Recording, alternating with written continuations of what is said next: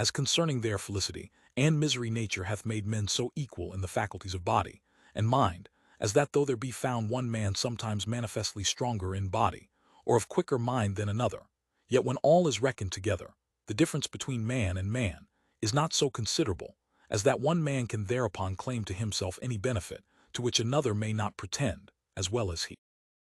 For as to the strength of body, the weakest has strength enough to kill the strongest, either by secret machination, or by confederacy with others that are in the same danger with himself. And as to the faculties of the mind, setting aside the arts grounded upon words, and especially that skill of proceeding upon general and infallible rules, called science, which very few have and but in few things, as being not a native faculty born with us, nor attained as prudence, while we look after somewhat else, I find yet a greater equality amongst men than that of strength. For prudence is but experience, which equal time equally bestows on all men in those things they equally apply themselves unto.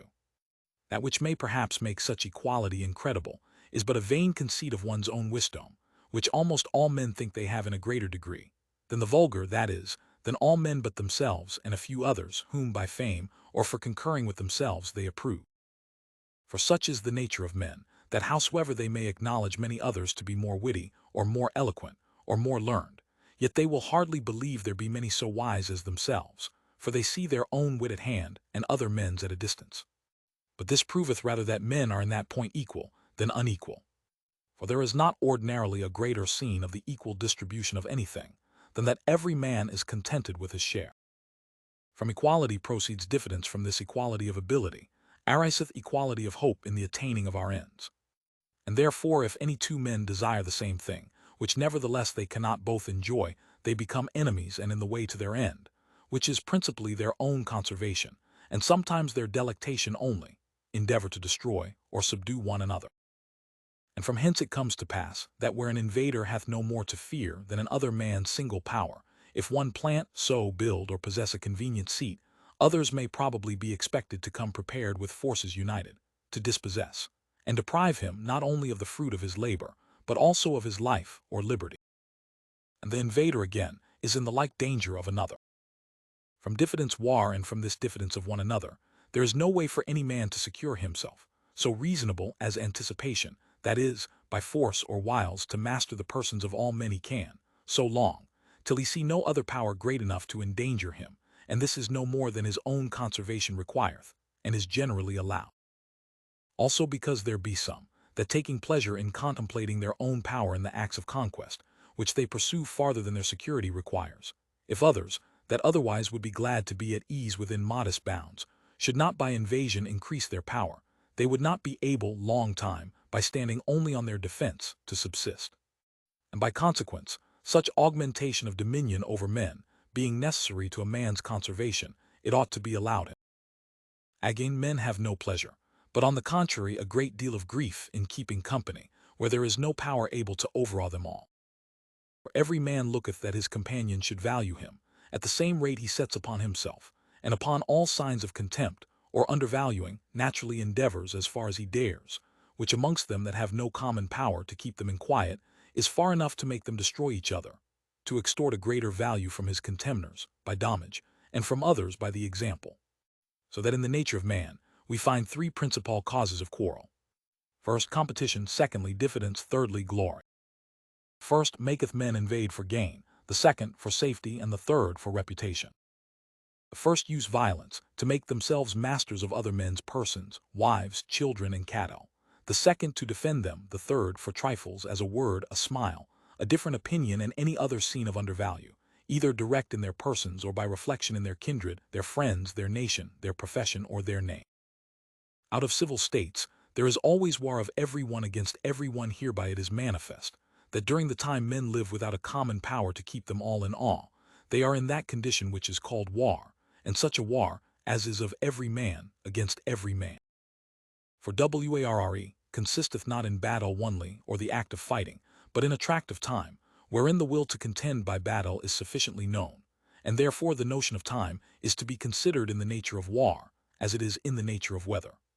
For as the nature of foul weather lieth not in a shower or two of rain, but in an inclination thereto of many days together, so the nature of war consisteth not in actual fighting, but in the known disposition thereto, During all the time there is no assurance to the contrary. All other time is peace. The incommodities of such a war whatsoever therefore is consequent to a time of war, where every man is enemy to every man. The same is consequent to the time, wherein men live without other security than what their own strength and their own invention shall furnish them withal. In such condition there is no place for industry, because the fruit thereof is uncertain, and consequently no culture of the earth, no navigation, nor use of the commodities that may be imported by sea, no commodious building, no instruments of moving and removing such things as require much force, no knowledge of the face of the earth, no account of time, no arts, no letters, no society, and which is worst of all, continual fear and danger of violent death, and the life of man, solitary, poor, nasty, brutish, and short. It may seem strange to some man that has not well weighed these things, that nature should thus dissociate, and render men apt to invade and destroy one another, and he may therefore, not trusting to this inference, made from the passions, desire perhaps to have the same confirmed by experience. Let him therefore consider with himself. When taking a journey he arms himself and seeks to go well accompanied. When going to sleep, he locks his doors. When even in his house he locks his chests, and this when he knows there be laws and public officers armed, to revenge all injuries shall be done him. What opinion he has of his fellow subjects, when he rides armed, of his fellow citizens, when he locks his doors, and of his children and servants, when he locks his chest. See not there as much accuse mankind by his actions, as I do by my words. But neither of us accuse man's nature in it. The desires and other passions of man are in themselves no sin. No more are the actions that proceed from those passions, till they know a law that forbids them, which till laws be made they cannot know, nor can any law be made, till they have agreed upon the person that shall make it. It may peradventure be thought, there was never such a time, nor condition of war as this, and I believe it was never generally so over all the world, but there are many places where they live so now. For the savage people in many places of America, except the government of small families, the conquered whereof dependeth on natural lust, have no government at all, and live at this day in that brutish manner, as I said before. Howsoever it may be perceived what manner of life there would be, where there were no common power to fear, by the manner of life, which men that have formerly lived under a peaceful government, used to degenerate into in a civil war. Though there had never been any time, wherein particular men were in a condition of war one against another, yet in all times kings and persons of sovereign authority, because of their independency, are in continual jealousies, and in the state and posture of gladiators, having their weapons pointing, and their eyes fixed on one another, that is, their forts, garrisons, and guns upon the frontiers of their kingdoms, and continual spies upon their neighbors, which is a posture of war. But because they uphold thereby the industry of their subjects, there does not follow from it that misery which accompanies the liberty of particular men. In such a war, nothing is unjust to this war of every man against every man. This also is consequent, that nothing can be unjust.